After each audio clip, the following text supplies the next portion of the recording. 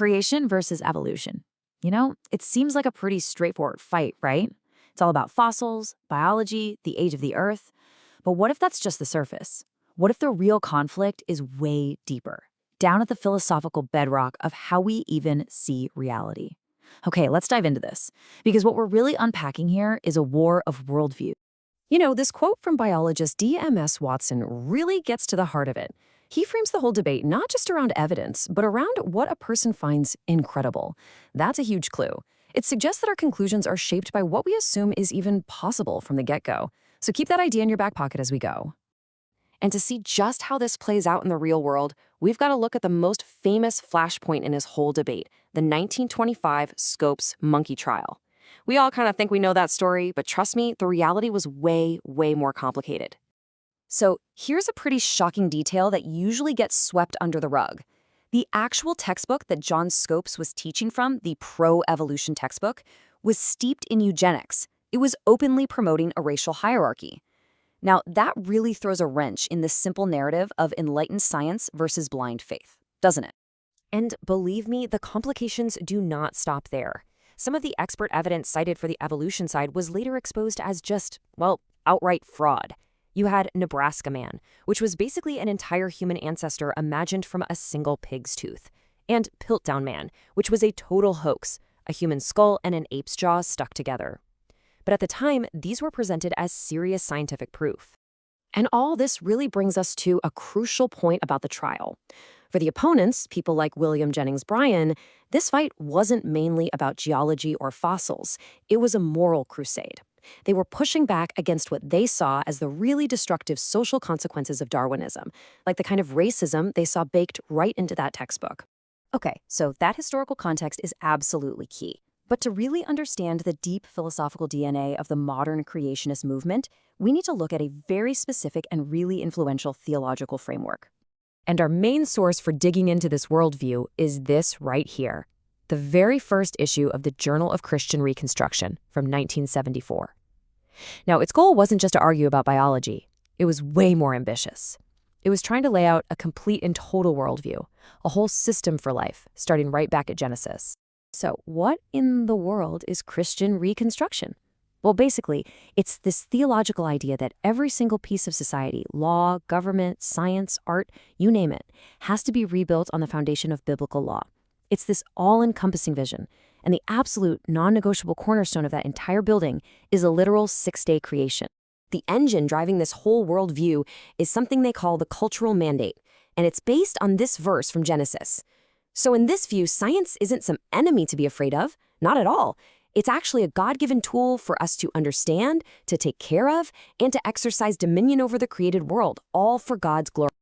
Okay, but if creation is true, why would humanity even invent a theory like evolution? The journal has a theological answer for that, and it pulls from the book of Romans in the Bible. It lays out this four-step path of rebellion. It starts with people willfully suppressing the truth of God, which leads to intellectual arrogance, then to them fabricating a substitute for God, and finally, they end up worshiping the creation itself instead of the Creator. And this right here is the absolute key takeaway. For Christian Reconstructionists, there's no such thing as a neutral fact. There are no religiously neutral zones in life. God's word is the ultimate authority that sits underneath everything. The laws of nature that science discovers, the laws of logic that our minds use, and the ethical laws that are supposed to govern society. It's all one giant, seamless system. So how does a worldview like that interpret the history of science itself? Well, the journal makes a very specific and honestly pretty surprising claim about where the idea of evolution actually came from. The journal argues that the whole idea of evolution isn't some modern scientific breakthrough. Nope, they see it as the comeback tour of an ancient pagan worldview, this idea of a chaotic, self-generating universe which is in direct opposition to the biblical concept of an orderly creation by a divine command. But if we pull back and broaden our historical lens, the story gets so much richer. This idea that science is a purely modern or secular invention, it just doesn't really hold up. I mean, look at this timeline. You've got systematic astronomy in ancient Babylonia, advanced math from Persian scholars like Al-Khwarizmi, and even the foundations of the experimental method being laid out by a Christian friar, Roger Bacon.